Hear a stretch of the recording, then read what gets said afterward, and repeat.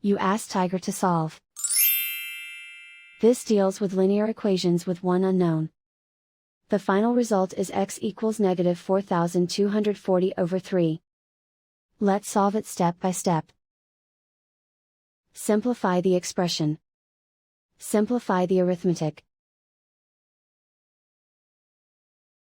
Isolate the x. Divide both sides by negative 36. Cancel out the negatives. Simplify the fraction. Move the negative sign from the denominator to the numerator. Find the greatest common factor of the numerator and denominator. Factor out and cancel the greatest common factor. And so the final result is x equals negative 4240 over 3.